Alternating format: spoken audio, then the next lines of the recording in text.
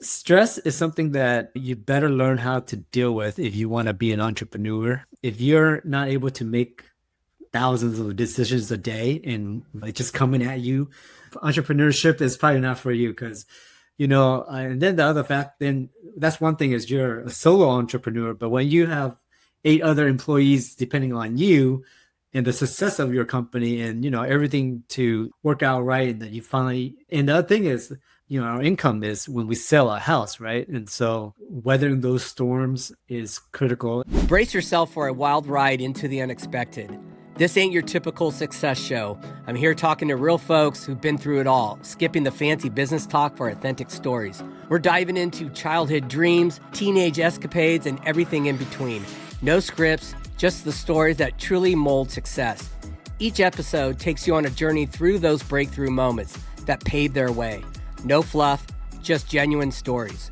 So whether you're chasing dreams or just love a good story, buckle up for wisdom, laughs, and the unexpected. This is the Breakthrough Podcast, where success is a journey, not just some fancy destination. Don't miss out. Hit the subscribe button now and join our Breakthrough crew. I got some incredible stories to share, and you won't want to miss a single one. All right, folks, today I got a real treat for you. I'm sitting down with Jimmy Tang, a guy who's absolutely crushing it in the real estate game. Jimmy's not just a developer. He's a problem solver, a creative thinker, and honestly, someone who's redefining what's possible in housing development, especially in Seattle. From ADUs to DADUs to single-family flips to the new middle housing laws, Jimmy's got the kind of insight that'll make you rethink what's possible with your property. And if you've seen his YouTube or Instagram, you know he's not just about the numbers. He's breaking it down in a way that it's approachable and entertaining. So whether you're a newbie to real estate or a seasoned investor, this episode is packed with practical advice, strategies, and a whole lot of laughs. Let's get into it. Thanks for joining. Absolutely. I'm excited to be here. So thanks for having me. Yeah, I think I might as well just start leading into this conversation of like how I even got you in front of you. We closed on two of our first properties out in Seattle. And I'm sitting at the airport on YouTube and I'm like, okay, it's time to start binging even more content on DADUs. And there you were. Started watching a couple of videos. Then I just, of course, how YouTube works. It's just like, give me everything of Jimmy. So I'm just watching one after another, and then had Wi-Fi on the plane. So I'm watching more. But what was crazy is I was learning all this information, right? Which was great. But then I was actually getting really stressed out. I'm like, shit, Jimmy's on the ground and he's driving around to all these projects. I'm an out-of-state investor. Yeah. Oh my God, my team's got to be so tight. Like I had to work through that part of it because when you got a bunch of projects going, you're managing a lot of things, and being on the ground and being able to walk it, solve problems is huge. Right. Yeah. So I got a little stressed out, but I got a good team, hopefully. And, I'm going to go out there once every month, maybe every other month, and try to just build a system out of how I'm going to do this. So binged all your content. I'm still doing that, by the way. There's a lot of it. So I'm still doing that. But I hired a videographer to come out to the two projects and to film. And in one of your videos, you asked him a question and Michael talked. And his voice is very distinctive. Uh-huh. So he shows up at the house and he starts talking. I go, do you know Jimmy? He's all, yeah. I'm like, okay, you got to hook me up with him. I want to get him on the podcast. I'm binging all his content right now. He started laughing. He's like, no way. He's like, yeah, for sure. I'll connect you guys. He's like, yeah, you should fly out and do some content. Him come to your projects and then you going out to his. I'm like, great. You didn't know that he was my videographer? As well, at the point, no, not in the very beginning. But as I started going through it, then there was something, I think I looked at a comment and he was in it. And I was like, okay. But I literally binged your content for 3 or 4 days straight. And that's kind of what I do when I get into something new whatever strategy it is, I'm usually on a binge of, and it's usually only a few people, like that I just trust. They're giving good information out. And what's wild about this, and I had this conversation with Vena a couple days ago on my podcast. We live in this era now that I can buy a couple properties and I know I want to do this strategy, and I can watch 10, 20-minute videos and binge it and put me ahead well over a year of knowledge. Yeah. You know what I mean? And I think you could probably agree with this. 10 years ago, it was a lot different. Absolutely. Right? When you first got into it. You had to go find mentors or find someone that's doing what you want to do, to actually even ask for their time, and and setting up appointments to actually meet with them, and maybe they will share some things or some tips or even their strategy. But that was difficult back then. But nowadays YouTube is your university, and so YouTube and online is just, you honestly, if whatever you want to do, you would just Google search or YouTube it, and man, I really don't know, you really need to go to a real university, and I know. Yeah. And it goes down to anything. I think it's funny, and I brought this up to Vena.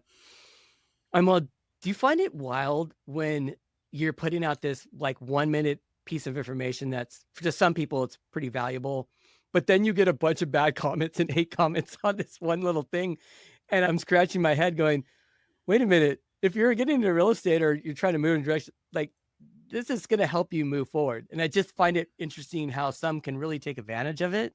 Yeah. And some look at it as a negative. Yeah.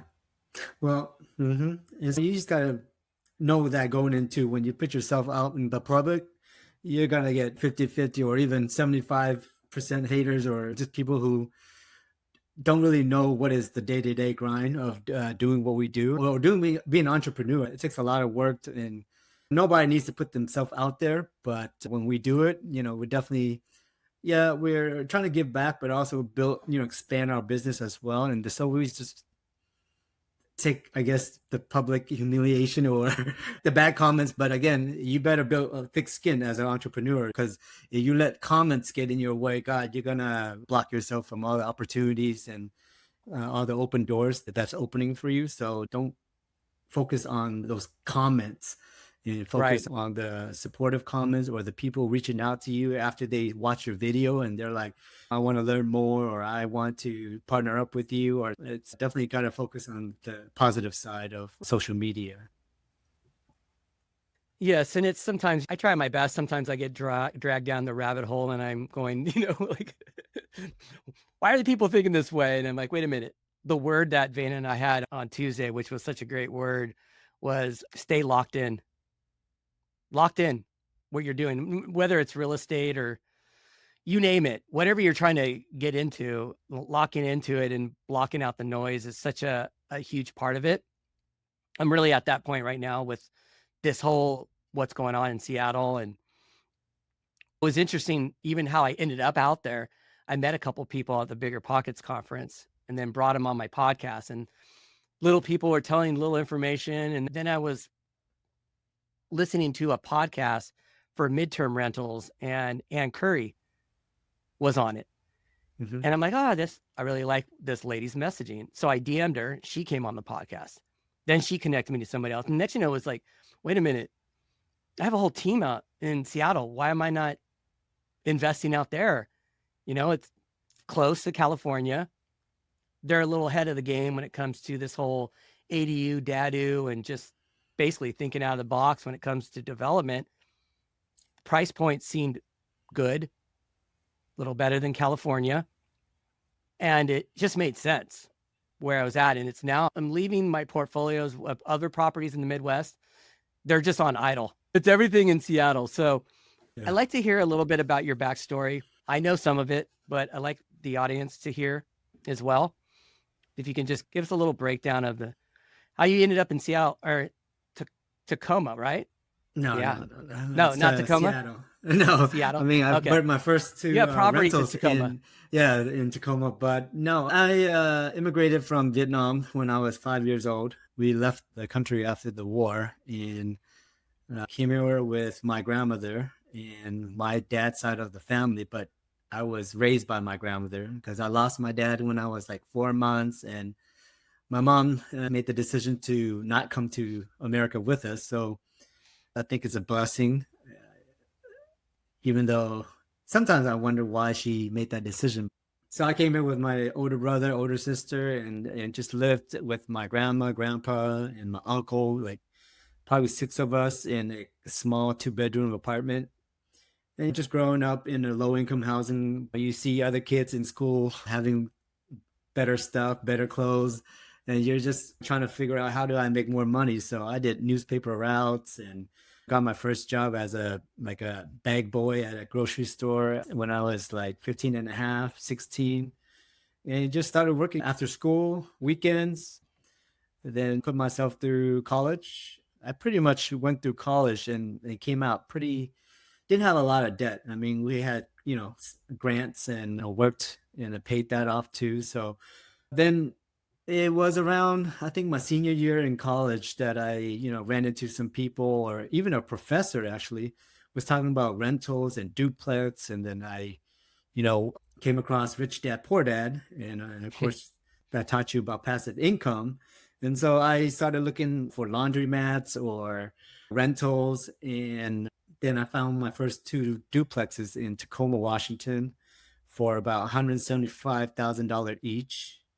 I bought one with no money down because they gave you 100% financing in primary residence. And then the second one, they were like side by side to each other. So the second one, we bought it with like 10% down. And this was actually on I believe was a 5 year arm.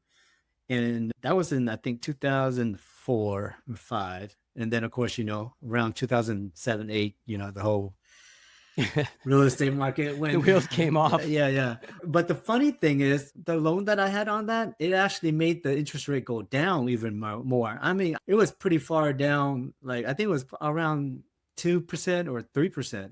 So I don't know what terms I got on that loan, but it was amazing. It got to a point where the bank was like, no, you got to add some principal on top of your interest payment because it was so low. So I had that almost until 2014 is when I sold the duplexes. But I mean, that kicked off my rental real estate investing. And at the same time, I was still had my corporate IT job that lasted all the way up till like September 5th of 2014. So yeah, just dabble in real estate on the side while I was working the 9 to 5 to build up the capital to do more real estate. Yeah, I mean, that's really the story. Did you think you were going to end up here then? Like, did you have, so you got the two duplexes, it seemed Yeah. like you're being an entrepreneur. Did you really think you were going to end up like doing some big scale, like large development like you're doing right now? Or was it a natural progression that kind of went up and down? My dream is always to build a skyscraper, right? Because I was watching Donald Trump and Yeah. Apprentice and just reading his book as I was growing up. And I was like, oh man, I'd love to be Donald Trump of the West Coast. But I mean, that was uh, I looked up to him, right, during that time. Mm-hmm. And so I had that dream. But of course, a skyscraper, man, now I even think about it, just the moving parts that is needed just to get that kind of project off the ground is crazy because I see the project that we do now and the all the people The that it takes mechanics of in. it. Yeah, it's just the time. Just for example, our 12 unit live work project in Georgetown, that took us probably 3 years just to get the permit. And that's probably about the same amount of time it takes to do like a 300 unit apartment in Seattle. So if I were to spend that same amount of time again, I'd probably just go and do the 300 unit The least apartment path of project. resistance type thing. Yeah, well, might as well Yeah. get the bang for your buck. If you're gonna have to waste 3 to 5 years of your life, well, might as well do the 300 unit versus the 12 unit, right? So Right. What have you learned from that project? Because that one you got during COVID, right? And you had some issues, and then there's some issues on what you could build from, I think I remember in one of your videos. It's we're still building it now. We're about to be done probably by the end of the year, but definitely it's just the time it took, the holding costs and everything. I mean, we're still gonna make some money, but probably not as much as we pro forma when we first started the project. But because we bought it at such a low cost base, that we'll make it out okay. But again, like I said, is that if I knew that it was gonna take that long of a time, I would have invested in either shorter projects that take shorter time so that I can turn the money around quicker, or do something just way bigger, like 100x bigger, because it just takes the same amount of like mind, Right. and involves the same people, all the architect, the city people. It's just the same people, but it's just the other part would be raising capital, right? A lot more for down payment and all that. So, but at that time, I was probably thinking small and didn't believe that I could do it. But now, after going through what went through and the number of projects and the size of the projects, definitely worked up my mindset set to do something bigger. So, Can you tell the audience what you are doing as far as project wise out in Seattle? yeah, so currently we do majority of our projects. We do a lot of single family ADUs and DADUs on one single family's lot. And then, but a lot of our projects we get double lots. So we do like 6 of them at a time. And then we're probably building right now, we're building around 35 doors in active construction. And when I say doors, that just means like, like the 12 live work unit is 12 doors. And then a 3-pack SFR ADU DADU, that's 3 doors. So we probably around 6 to 8 active construction sites right now, and we have some more down in the pipeline in permitting right now. So that's what a majority of our projects is, our own spec projects. And what do you look for in a project? When you're out there, something pops up, maybe it's off market, maybe it's on the MLS. Yeah. What are you looking out for? What are you shying away from? Uh, right now, I guess if you're talking about where we are in the economy and I guess the unstable of how people feel right now about real estate just because of the interest rates and all that, you definitely don't want to do too many and take on too many, right? And then you also want to look at financing. It's like, can you buy a project that they will close on permits? Definitely, that's what we are doing, because one, holding cost is just a lot higher because of the interest rates, right? And if you can't Yes. rent that out while you're working on permits, that's going to eat into your profit. And then two, it's just the permitting hasn't gotten better, and the permitting time is just it seems to be dragging out longer and longer. And again, you got to factor that into your holding costs, because I feel like there's a lot of turnovers in the planning department of our jurisdictions that we want to do. And so the new people that come on, they're learning. You might even know more than the guys that they hire at the planning department. And so that's frustrating, because then they want to nitpick every little thing on your plans that just cause you to have a lot more corrections. And so that's frustrating. And then we are talking about, this is just, the simple project of a 3-pack or even just a daddy, right? And I feel like they're treating this like an apartment project or a 12 unit townhouse project that is just, I think it's just difficult. And hopefully things turn around as far as the timeline, because there are a few laws that passed a year ago that include also the state wanting the city to keep track of the permitting timeline. And I think it's that if the city cuts back on their permitting timeline, there's an incentive that the state gives to the city if they can improve that timeline. So yeah, I hopefully that kickstarts some improvement in the permitting process. So Is it more just a staffing scenario? Like they're just short on yeah, staff? Because that's what it is somewhat in like where I live in San Jose. It's yeah. just short on staff. I think before it was short on staff, but they ramped up it. But again, you're talking about these guys are learning. These guys, I think some of them are straight out of college, and so they're just learning city codes and all this. So it's a learning curve as well. So walk me through your operation. What is your role? Who's on your team? because I know it takes an army, so to speak. There's a lot of people, there's a lot of moving parts. I mean, I literally have had 5 meetings since noon. One was with my designer. I had one with Ian Love. I had another one with my contractor, and my head's spinning at that point. I'm going, okay, I got to get an infiltration report. That needs to get ordered. I got one on this one. Can we use, well, we're going to build the DADU, but there's an existing detached garage. Is that foundation okay? Can we tie in the DADU to that foundation?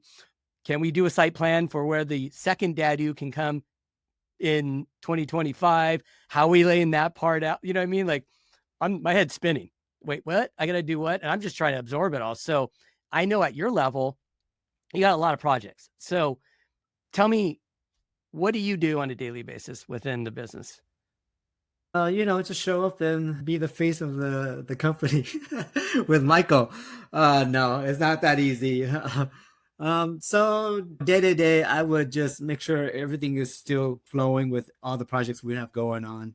And then people always send us deals that I have to analyze real quick to see if I want it, or even on the just quickly glancing at it, does it even make sense? Is it profitable? I look up at the address on my phone and I look at, are there a bunch of trees, or is it on a busy street, or where does the house sit on the lot if On the I'm lot. going to try to save the house? So I look at that, over my phone, and I'll look at the purchase price. And if I know the area real well, or the neighborhood real well, then I'll know the comps in my head because we've done projects there. So I would be able to do the comps real quick. And then I'll say yes or no if I like the project, and we'll get it under contract and then kick off. Usually after I get it under contract, I kick off the survey right away, right? Because I know that they're usually 2 to 4 weeks out. So by the time we close, maybe I'll have my survey. You taught me that, by the way. You taught me that. You taught me that. I save you probably like 3 to 5 thousand in mortgage payment right there. Absolutely. Yeah. So, and then analyzing deals, meeting with investors who are interested in lending us money or JVing with us on projects. So I sometimes show them and meet them on site and show them our projects. And then also overseeing, looking at our numbers. So we're making sure we're within budget and getting new bids. So looking over the bids from the contractors and deciding who to go with on our future projects, or even the projects we have now that we haven't gotten bids for, like landscaping and all that, the stuff that towards the end. I rarely pick out my designs anymore. I let my designer do that. But when I first started, like you, I did all that picking, right? I even went to the Home Depot to pick out all that. And when you see 50 Shades of White, it's like, heck no, I'm done with that, So I'm glad that we passed that off, because for me, it takes a lot of that kind of decision is not something I want to spend time on. So it takes a lot of brain power. When you give somebody too many options, that causes even more like overwhelming and delay, and because you're just like, I don't want to make this decision because it might be wrong, even though it's right. Just 50 Shades of White. There's people who actually can see the difference in the 50 Shades of White. So yes, that's why they're designers, and you stick to what you do best. Then of course, the other things I do is, so when we make a decision on a project, then we find the architect that we think works best for this project, or we try to maybe reuse the plans that we have on another site if it actually is a perfect site of like 50 by 100 or very similar in dimensions. Then we can try to reuse the plans. But hardly I ever reuse my plans, because it seems to be every site is different, because the lot dimensions are different, or there's trees that are in different locations that we have to save. So it changes your design. Save the trees. Yeah. So for anyone who's listening, you got to save, you got to be careful. One big thing that Jimmy will put out there, and I can tell you this firsthand on one of my 2 projects, is trees can change dynamics when it comes to building. And your performer. Yes. Yeah. And so then I work with the architect, go back and forth with the layout of what I like. And that's the part that I enjoy the most, is when I used to do the flipping, I enjoyed recreating the space instead of designing the open kitchen or adding a bedroom here or there, or just making it be a better flow. And that's what I enjoyed the most out of from this whole real estate investing thing, is just designing like the house, the layout. And That's my favorite part too, by the way. yeah.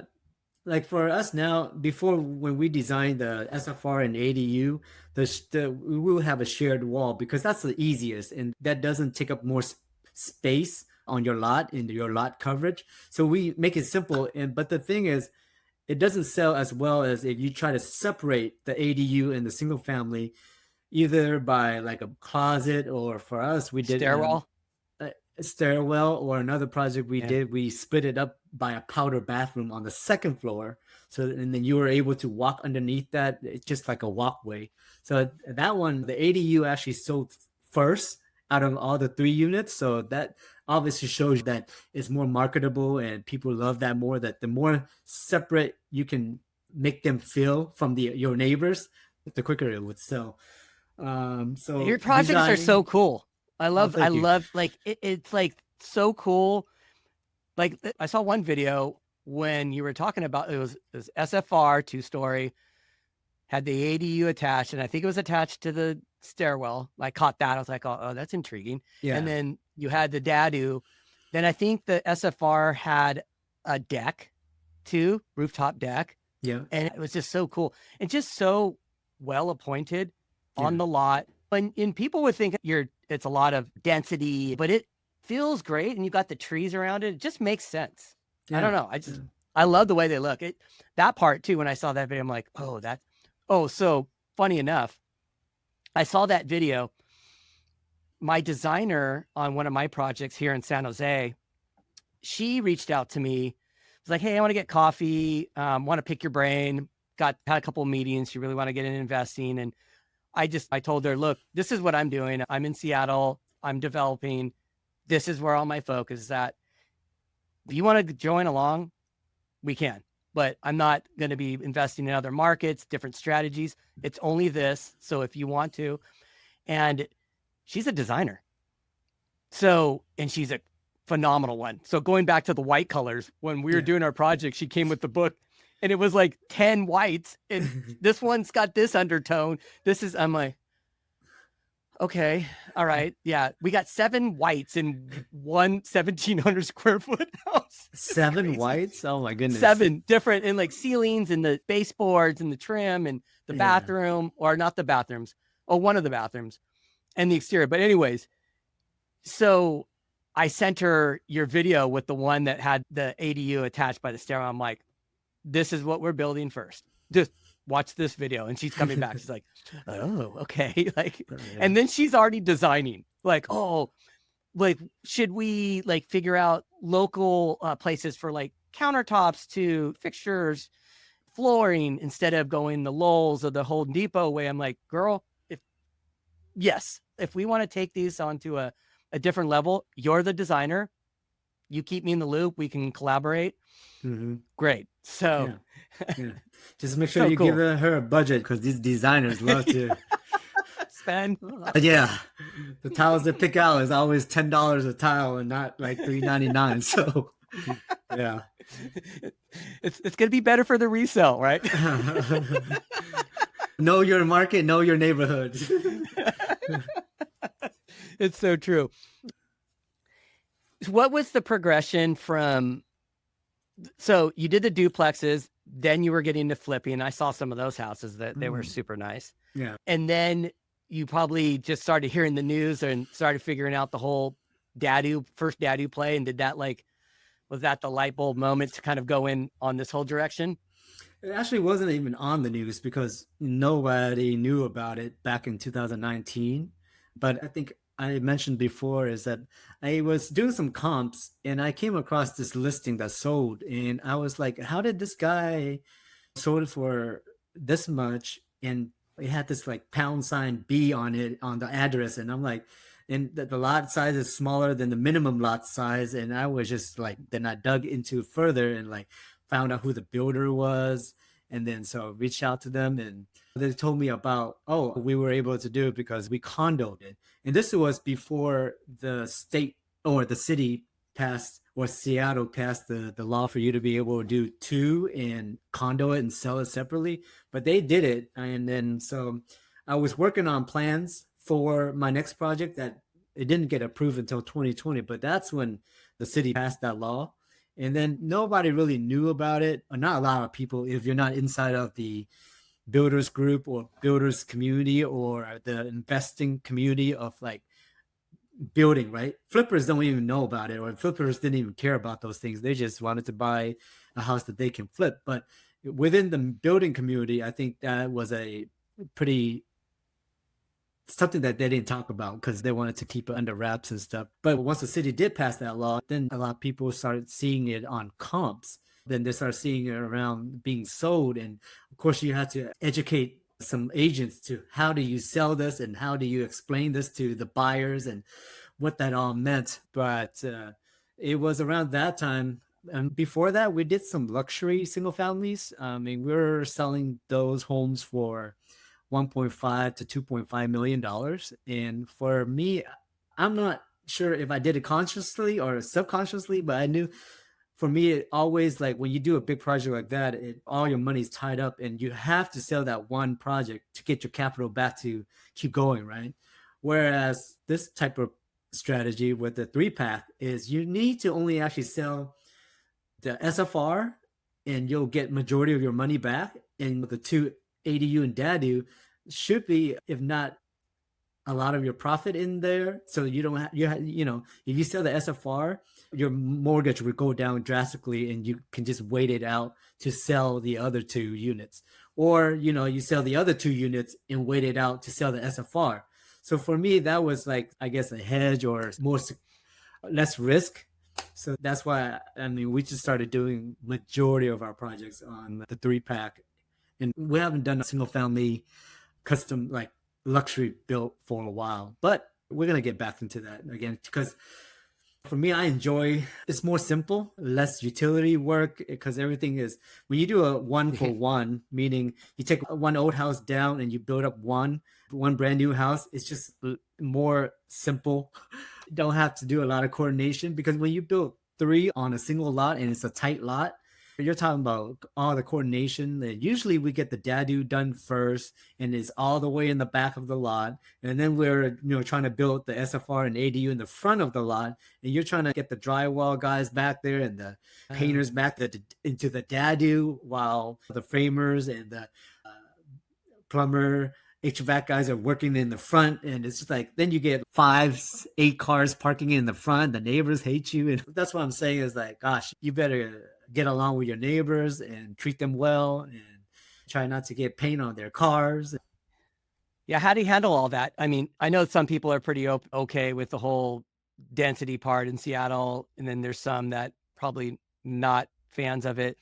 How do you handle neighbors and how do you come up with solutions for the neighbors? Do you have a point of contact within your team that handles issues, or is it you? No, usually I let my superintendent handle it. If they get to a point where my soup can't do it, then he'll tell me about it and we'll try to figure it out. But for us is we try to communicate as much as possible to the neighbors. And of course, you're always going to have somebody who don't like the change, don't like the architect, the type of project we're putting up, or the fact that it's 3 stories now and it's blocking their sun and stuff like that. But again,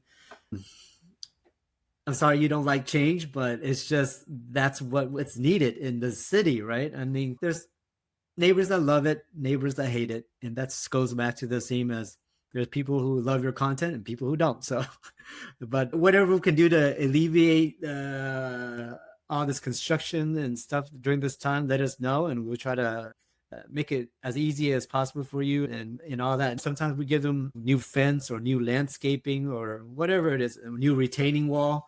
So, we definitely try to leave the place better than when we got there. So that's what I'm talk to my partner on that. And one of these projects is a corner lot, and the seller didn't really want to sell it to any developers. and we had wrote the offer in our own names, and so they sold it to us. I already told this story on with Vena on the last podcast, but we got really lucky on this project, on this property, because the highest offer was a builder at like $1,015,000, and she declined the offer and went with ours at 870 because they just saw two guys on the contract, didn't want to send it. They didn't think we were going to develop it. So we get it and we close and we got the survey going.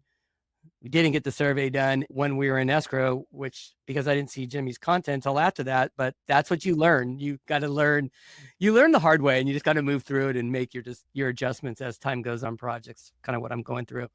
But we got the survey out there and the lady came out immediately, was like, wait, what's going on? The past owner said that there's going to be any development, and my contractor's out there because we're rehabbing the main house. So he's having these conversations, but the sticking point of this whole thing was this one tree that's 80% on my lot, 20% on hers. There is no fence line. So to her, she could probably think that's her tree. Or maybe she doesn't even know. Maybe she thinks it's the neighbor's tree. I don't even know. But she's was bringing up something about the trees. And I'm like, well, it's 80%. We're going to remove it. We're going to be putting a fence up to get privacy. Let's have a conversation with her like, hey, we're going to remove this tree. It's on our lot. And we'd like to get your suggestion on a few trees that we can plant, because we're going to be putting a fence on. What can we do to enhance your yard, what we're doing in our yard, to kind of blend it all together? Like, I don't want to feel like I'm just doing what I want to do and not, I want to bring them in there. I might be completely wrong when I put this out there like this, but that's what I'm thinking, and that's absolutely it. That's the right way of doing it. Just trying to work with them, because the fact that once we sell it, right, but they have to live there for the rest, for however more long that they're going to live there. And so you want to make sure that they're still going to be happy after you sell that property. Well, what we ended up doing, so I just got off the phone this morning. We're leaving the tree and we're just going the least path of resistance. And I'm also using Ian's design on his dadu from what he just built.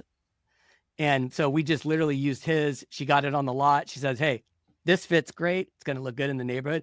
And it fits the main house a lot too.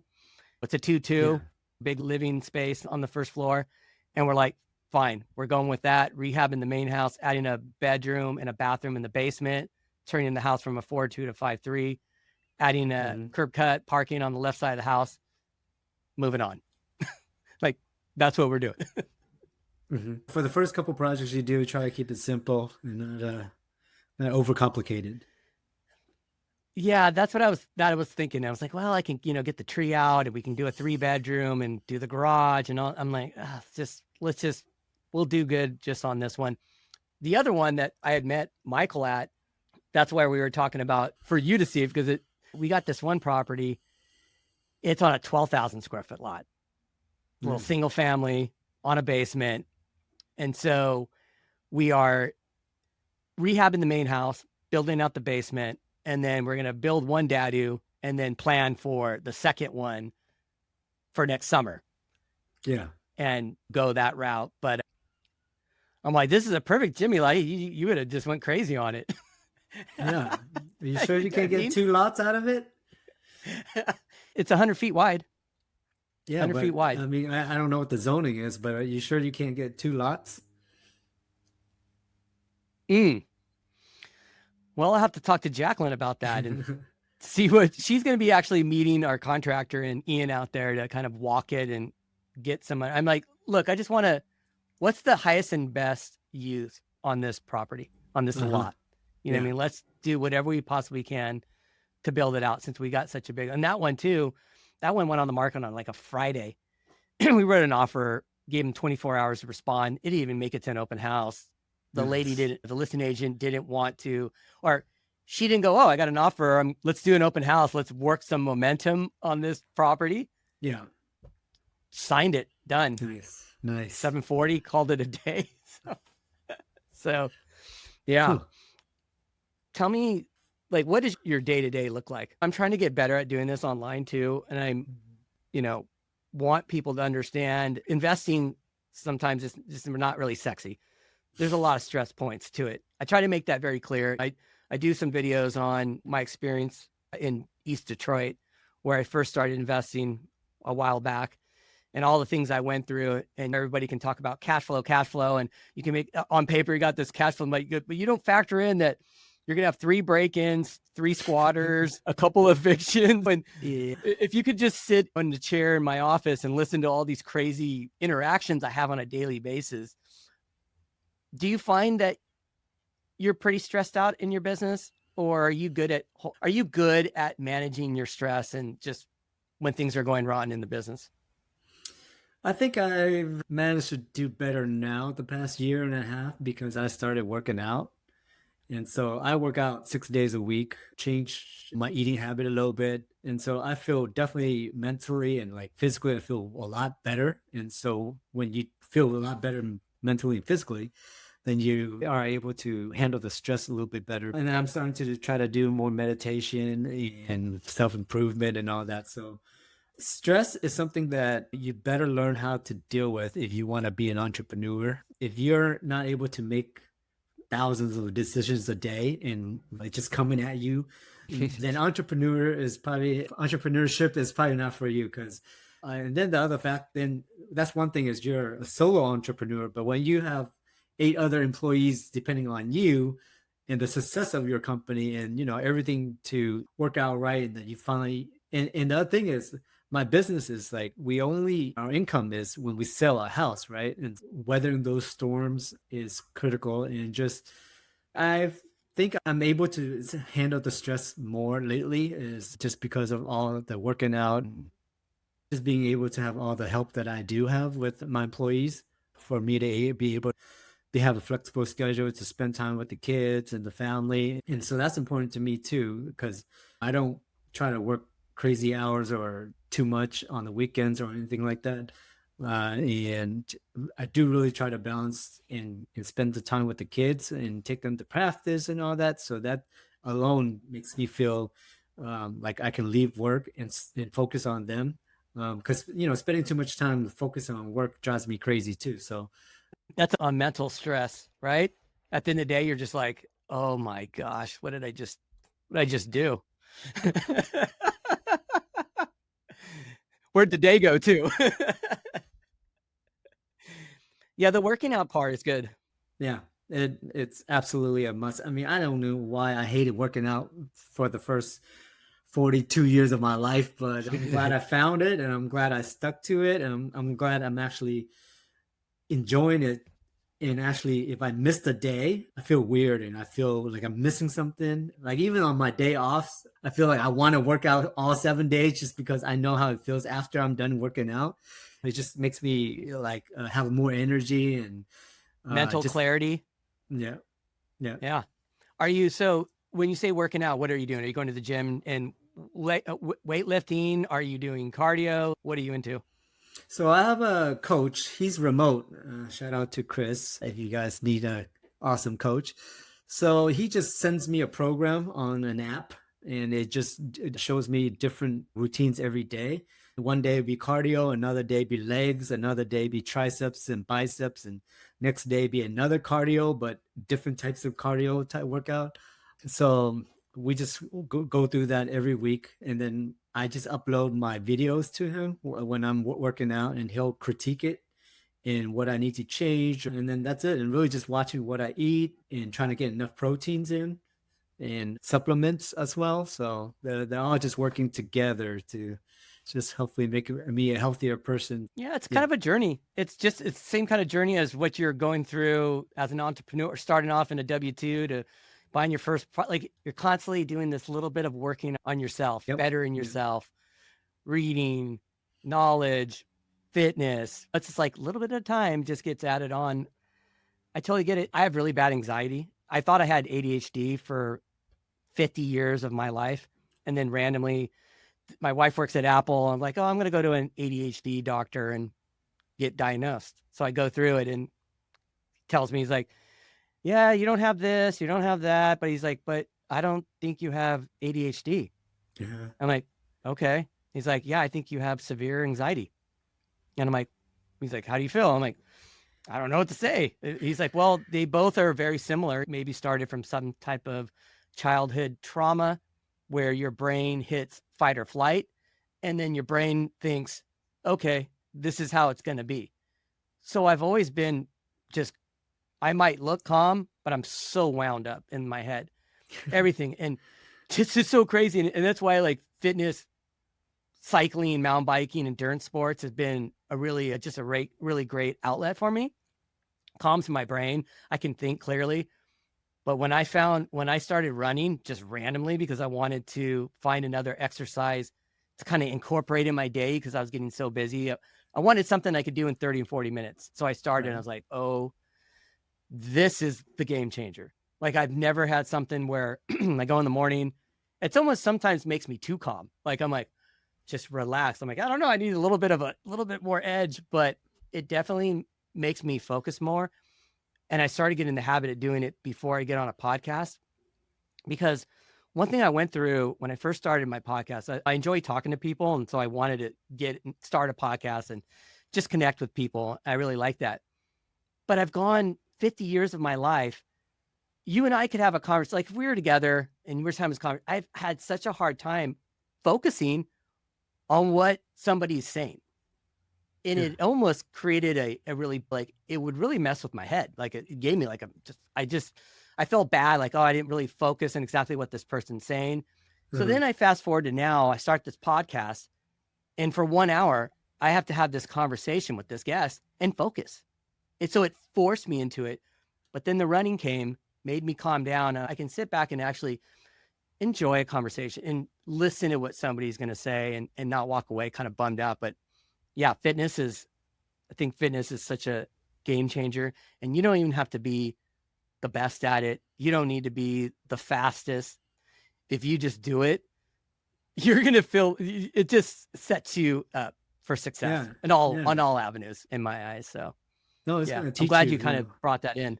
Yeah, it's gonna teach you some characteristics about yourself and test you to see if you really who you are, who you say you are. Showing up is the hardest part, right? Showing up like every day. I don't care if you don't do the max or push to failure, right? But at least you do 4 reps or something, right? And just showing up and just doing something. You don't have to do the whole routine, but doing something, it'll just make you feel better. That you stuck to Yeah. your word. Yeah. It's just I saw this video. I was telling Vena about it as well. Just, this is funny. These things are all just happening in the last week, but it was on Instagram, and it was a woman on a Treadmaster.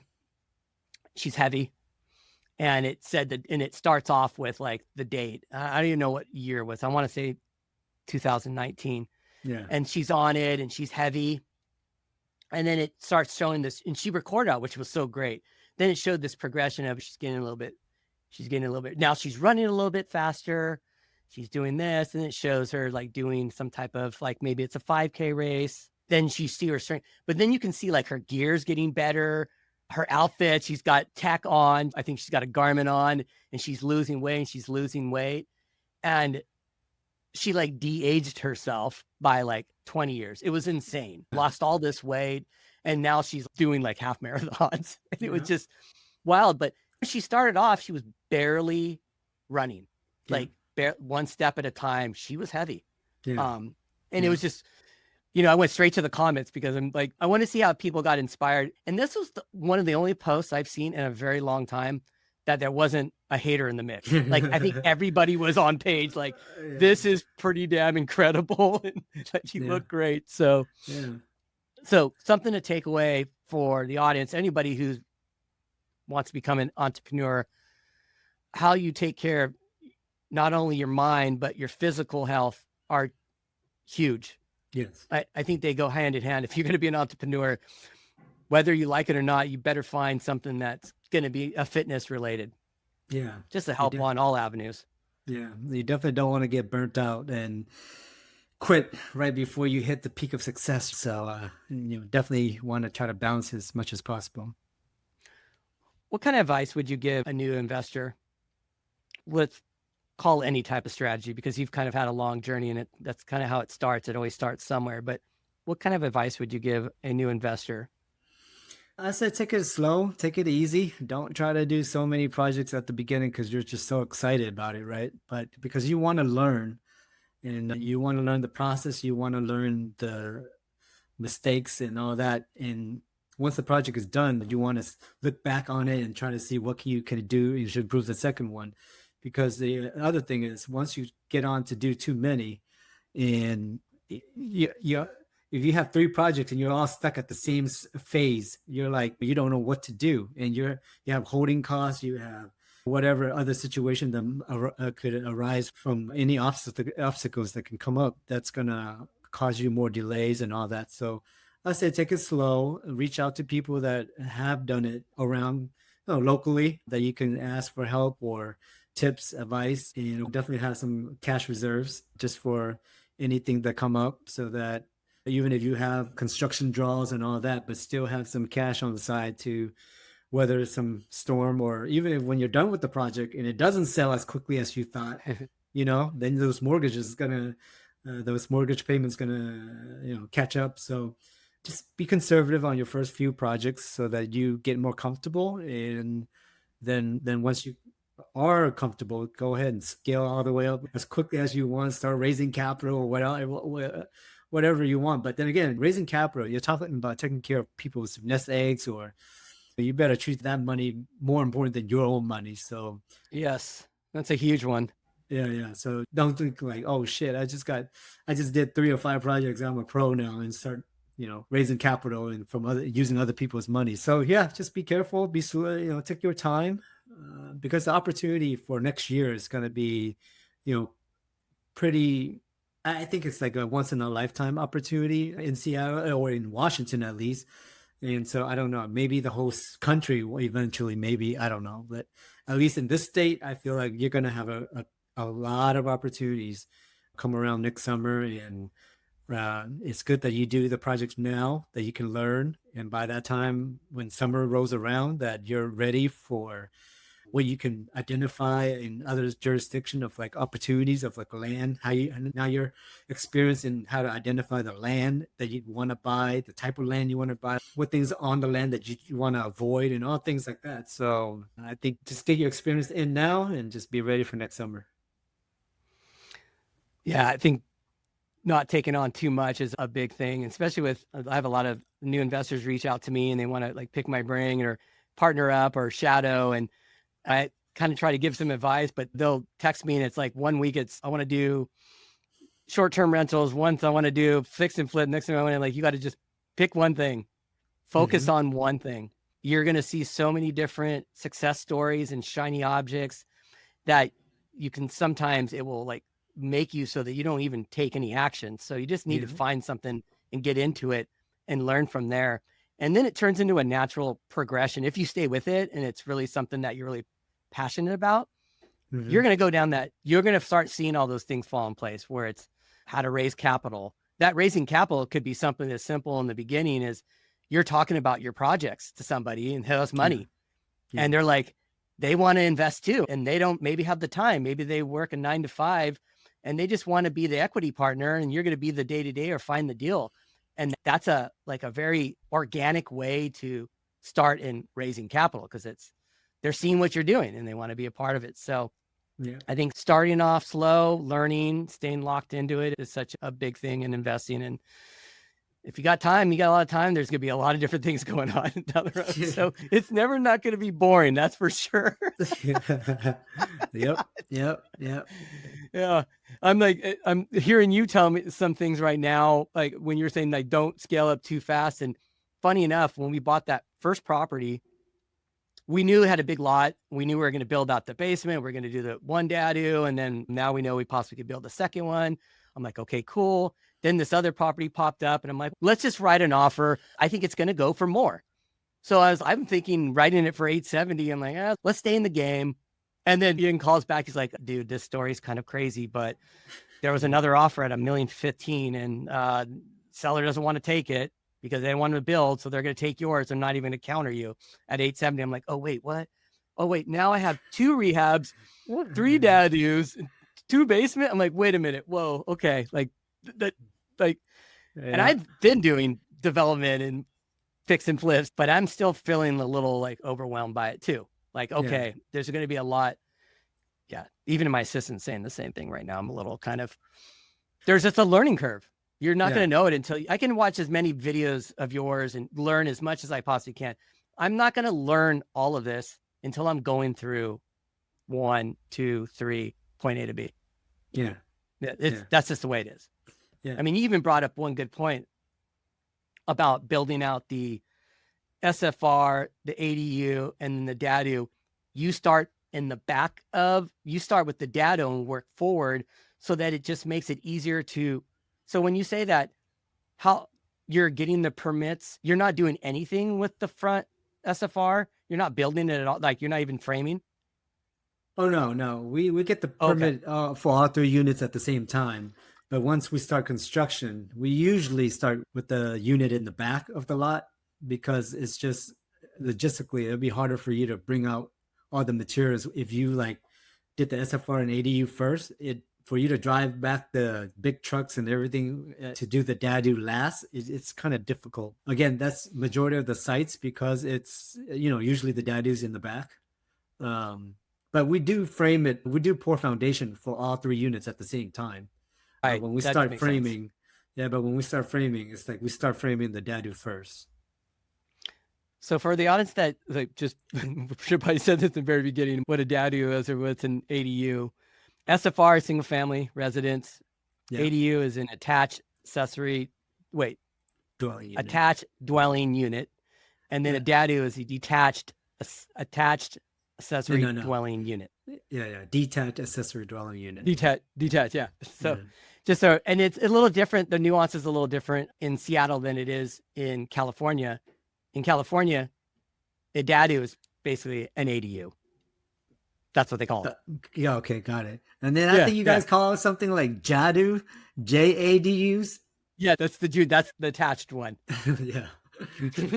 Yeah. I keep getting that confused.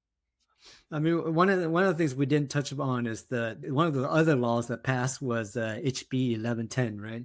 That you can put 4 to 6 units on your lot. So that's for middle housing, that we're trying to get more middle housing, basically. And so even your 12,000 square foot lot, I mean, you're like, oh, man, I can put a second ADU? No. If you're going to wait till next summer anyways, you wait until you know what you can do. I think you can probably put like 4, at least 4, and then 6 if you're like a quarter mile from the mass transit stop. So quarter mile. So we are on that 12,000 square foot lot. We are. I may have to talk to you offline on that. Yeah. So I better talk to my designer on this. Yeah, I mean, some of the projects we're putting on hold until we figure out what the city is allowing us to do with the new law. That's so like the ones that we have a pretty big lot that we'll wait on. But yeah, I mean, it's like when I say next year is going to be crazy for us around here in real estate, it's going to be like the wild, wild west. And even the planners don't even know what that all means. So we're all going to be like working together to figure out what design is actually going forward. What does a 4 unit mean? Does it mean 4 detached unit, or is it a big box and it's just 2 units at the bottom, 2 units on top? Or so nobody know what that means yet, but it's gonna be fun times because you as a consumer is gonna actually be working with the city to sort of like help them and guide them and make the rules of what design is acceptable. So that's going to be pretty cool. I mean, you're talking about, I'm not talking just Seattle, but majority of the big cities in Washington. So there's a lot of, and it makes a lot of sense. I've said this a lot on the podcast. I've just said this to people in person. I talked to Ian about this, even my designer. California's a little different. The layouts of the houses are just different. These neighborhoods, we don't have alley access. They're just different. Yes, there's corner lots, but even like the corner lots, the house sits like right in the middle of the lot.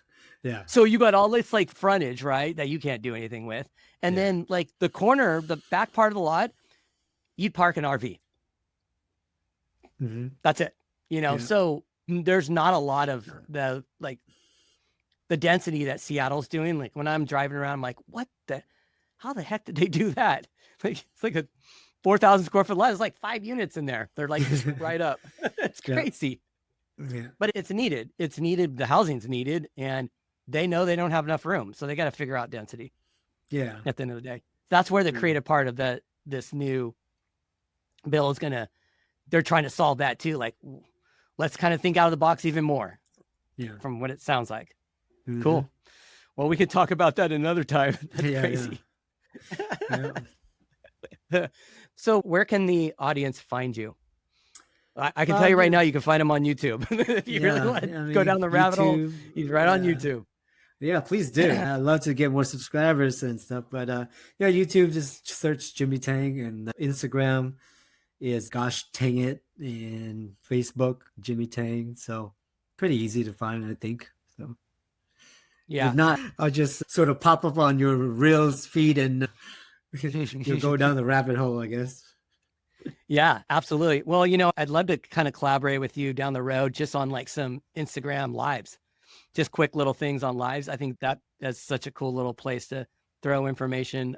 Yeah, I appreciate your time, and I'm glad I found you. I think the story is hilarious too. Just the fact that I'm sitting in the damn airport ready to binge because I know what I have in front of me, and then how it just leads to, okay, cool. I got Jimmy, I got this information, and it's helped me out a lot. I mean, even today, just now, I'm rethinking that first project that we're going like, oh gosh, I need to talk to, should we hold off? Like, what are we? Because one thing I brought up to her was, I want to do the highest and best use of that lot. Yeah. It's 12,000 square feet. And that's massive when it comes to Seattle. That's she said she's never even worked on a lot that big. That's funny. Yeah. She's like, oh my gosh, you got so much to do. So we'll do that for another time. Yeah. Well, you let me know next time you're up in Seattle. I'd love to meet up and we can do Instagram Live or visit the projects. Yeah. Let's do it. Sounds like a plan. Cool, man. Well, appreciate your time. You have a good rest of your day, and we'll definitely be in touch. Thanks again. All right. Go drink that water, talk man. To you later. Yeah, I know, dude. I made it through. See ya. Thank you for tuning into our show, where we hope you found inspiration and gained valuable insights. If you enjoyed this conversation and want to stay updated on our latest episodes, be sure to subscribe to our podcast and share it with others who might benefit from it. We appreciate your support and look forward to bringing you more candid conversations and breakthrough moments in the future. Until next time, take care and keep exploring new ideas and strategies.